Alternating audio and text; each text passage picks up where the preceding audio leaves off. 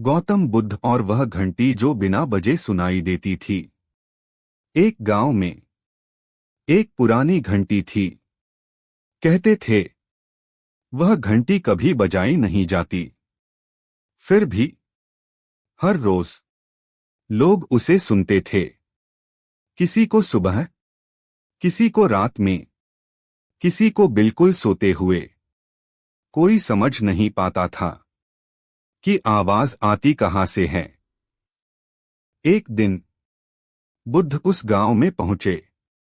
लोगों ने कहा, भगवान, यह घंटी हमें परेशान करती है। यह बिना बजे बजती है। बुद्ध ने घंटी को देखा। वह शांत थी, हिल नहीं रही थी। बुद्ध ने कहा, आज इसे मत छुओ। रात हुई। आश्रम में सब चुप थे। अचानक एक शिष्य चौंक कर उठा। भगवान, घंटी फिर बज गई। दूसरा बोला, मैंने भी सुनी। बुद्ध ने आंखें नहीं खोली। उन्होंने कहा, जो सुनाई दे रही है वह आवाज नहीं है। सुबह बुद्ध ने गांव वालों को बुलाया। उन्होंने एक आदमी को सामने खड़ा किया और पूछा, तुमने घंटी कब सुनी? आदमी बोला, जब मैं बहुत अकेला था। दूसरे ने कहा, जब मैं बहुत डर गया था। तीसरा बोला, जब मैं कुछ समझ नहीं पा रहा था। बुद्ध मुस्कराए। उन्होंने कहा, यह घंटी तुम्हारे भीतर टंगी है। जब मन खाली होता है तो वह बजती है। लोग चुप हो गए। बुद्ध ने अंत में कहा, जो आवाज बिना बजे सुनाई दे वही सबसे सच्ची घंटी होती है। उस दिन के बाद घंटी वही रही, लेकिन गांव पहले जैसा नहीं रहा। क्योंकि अब लोग आवाज से नहीं, मौन से डरने लगे थे। और बुद्ध मुस्कराते हुए आगे बढ़ गए।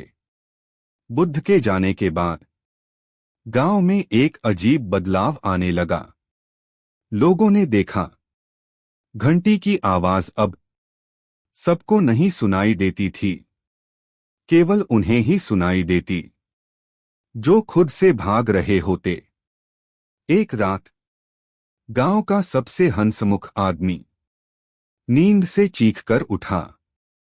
उसके कानों में घंटी नहीं, फुसफुसाहट गूंज रही थी। रुक जाओ। वह पसीने से भीगा हुआ घंटी के पास पहुंचा। घंटी स्थिर थी, हवा भी नहीं चल रही थी। फिर भी आवाज उसके भीतर से आ रही थी। अगले दिन वह आदमी चुप रहने लगा। लोगों ने पूछा, क्या हुआ? वह बोला, अब बोलने से डर लगता है, क्योंकि हर शब्द मेरे मन को झूठा लगने लगा है। धीरे धीरे और लोग बदलने लगे। कोई अचानक सन्नाटा पसंद करने लगा, कोई भीड़ से भागने लगा। एक बच्चा रात में अपनी मां से बोला, मां, घंटी मुझसे पूछती है कि मैं क्या बनना चाहता हूं, या जो सब चाहते हैं वही बनूंगा। मां रो पड़ी। गांव को लगा यह कोई श्राप है। लेकिन एक बूढ़ा व्यक्ति बोला, नहीं, यह श्राप नहीं, यह आईना है। उसी रात घंटी पहली बार हल्की सी हिली, लेकिन उसने कोई आवाज नहीं की। फिर भी पूरा गांव जाग उठा, क्योंकि उस रात हर किसी ने अपना असली चेहरा देख लिया था।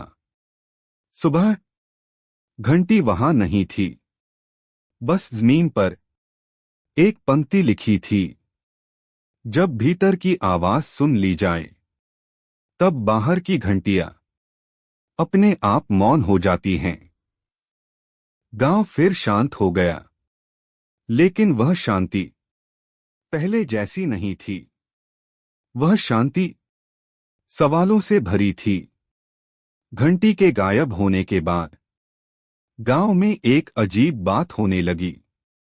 अब कोई भी खुद से झूठ नहीं बोल पा रहा था। जो बोलता, उसकी आवाज कांप जाती। जो हंसता, उसकी हंसी अधूरी रह जाती। लोग आईने से डरने लगे। एक युवक, जो हमेशा खुद को बहुत बहादुर कहता था, एक दिन नदी के किनारे बैठकर घंटों रोता रहा। उसने कहा, मैं बहादुर नहीं हूं, मैं सिर्फ भागता रहा हूं।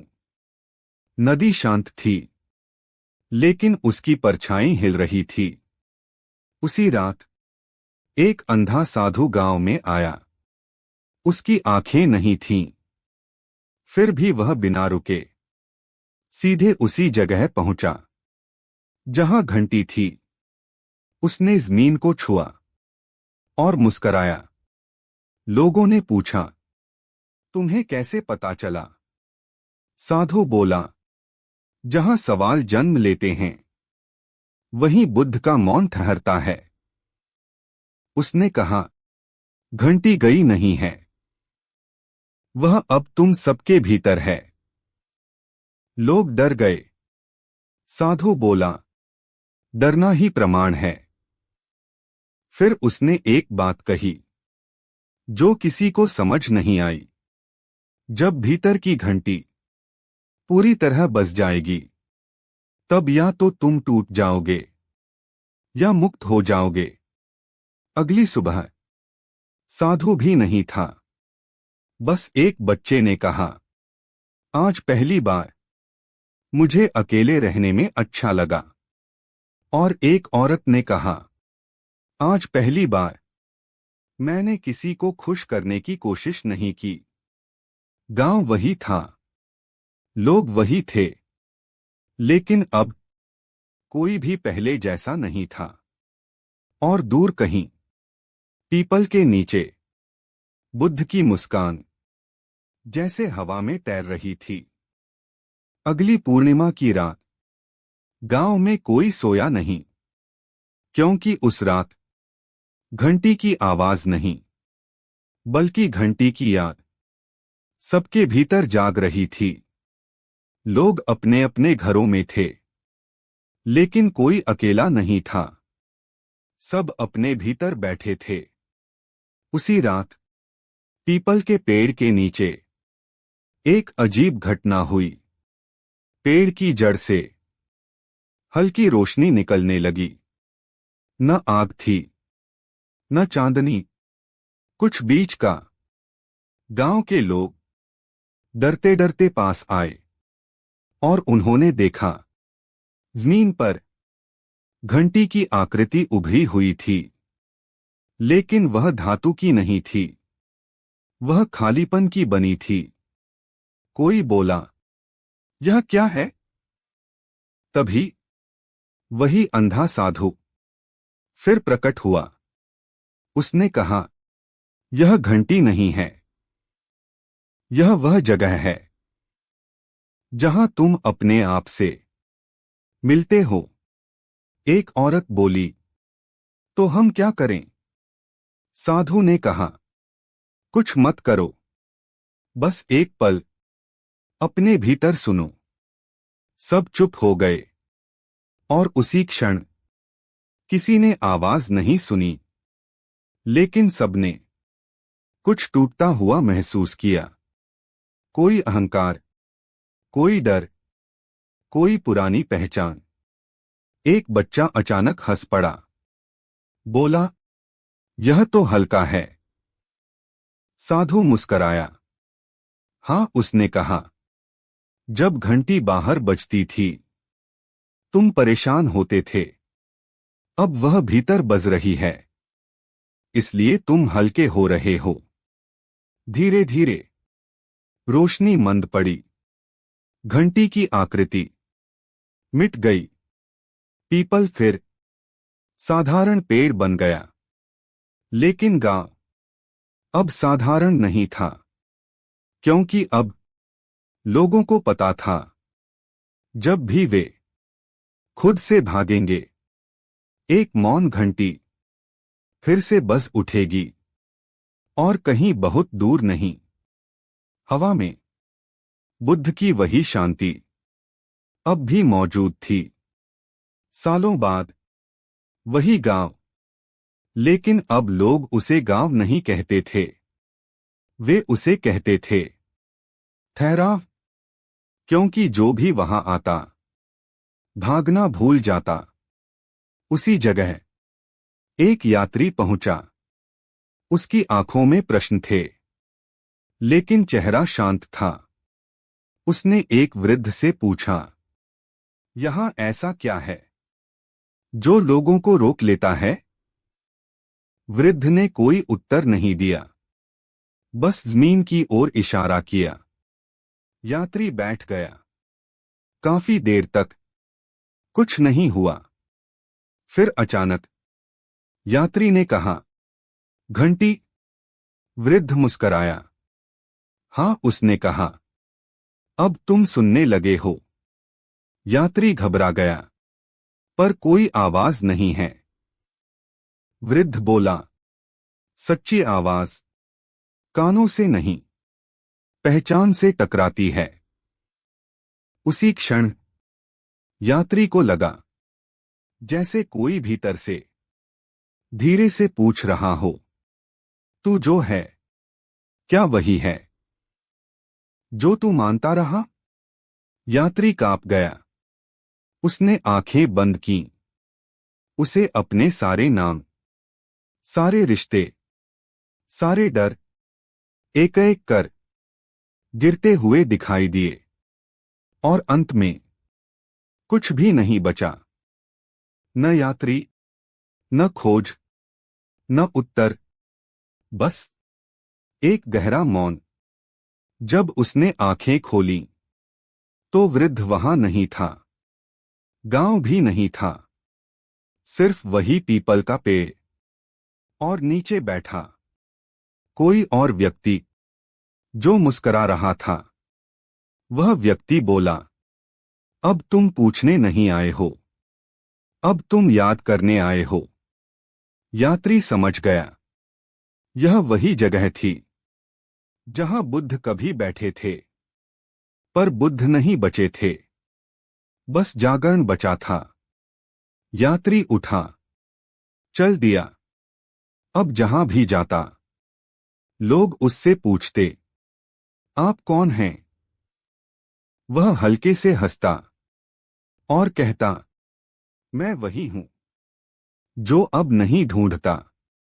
और कहीं बहुत दूर, किसी और गांव में, किसी और के भीतर, घंटी फिर से बजने लगी। घंटी की आवाज अब एक नहीं थी, वह कई जगहों पर एक साथ बजने लगी। किसी शहर में एक आदमी ट्रैफिक में खड़ा अचानक मुस्करा दिया। किसी घर में एक स्त्री ने आईने में खुद को देखा और पहली बार अपना नाम भूल गई। किसी मंदिर में एक पुजारी ने दीपक जलाते जलाते आंखें बंद कर लीं और दीपक जलता रह गया। लोग बोले, कुछ अजीब हो रहा है। लेकिन अजीब नहीं था, बस पर्दा पतला हो रहा था।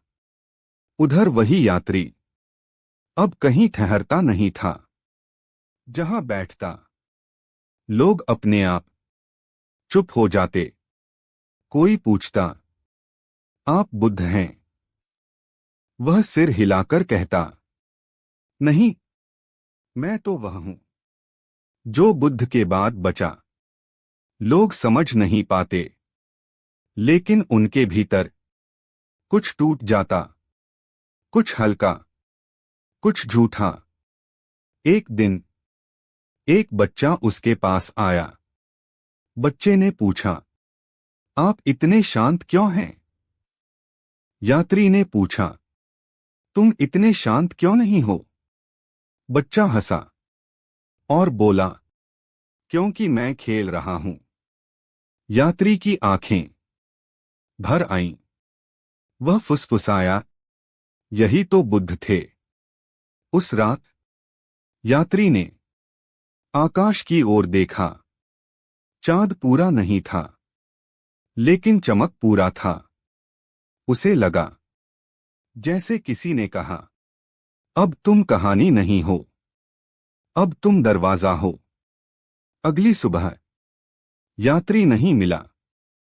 लोग ढूंढते रहे, लेकिन जहां जहां कोई बिना वजह शांत हुआ, जहां जहां कोई हंसते हंसते खुद को भूल गया, वहां समझ लिया गया वह गुजरा है। और बहुत गहरे में एक सत्य फुसफुसाया, बुद्ध कभी गए नहीं।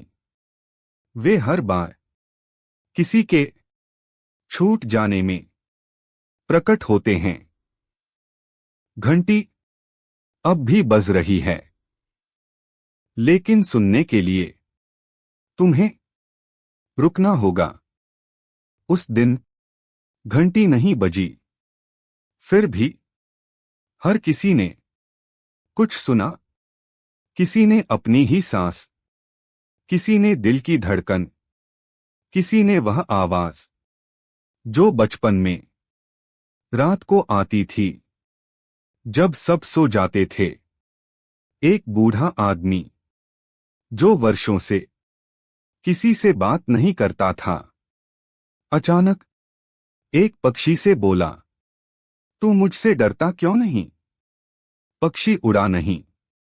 बूढ़ा पहली बार रोया नहीं। एक चोर जिसके हाथ कांपते थे जब वह चोरी करता, उस दिन खाली हाथ घर लौटा। किसी ने उसे रोका नहीं, लेकिन उसके भीतर कोई दरवाजा हमेशा के लिए बंद हो गया।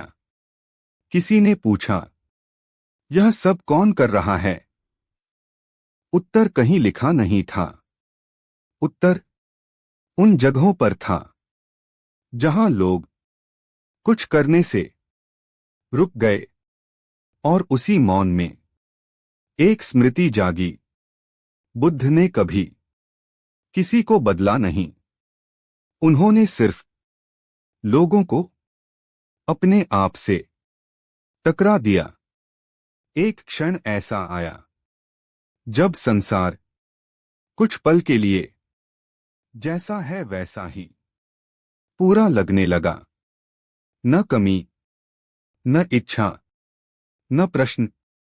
और तभी किसी ने भीतर से कहा, अब लौट जाओ, अब देखना सीख लिया है।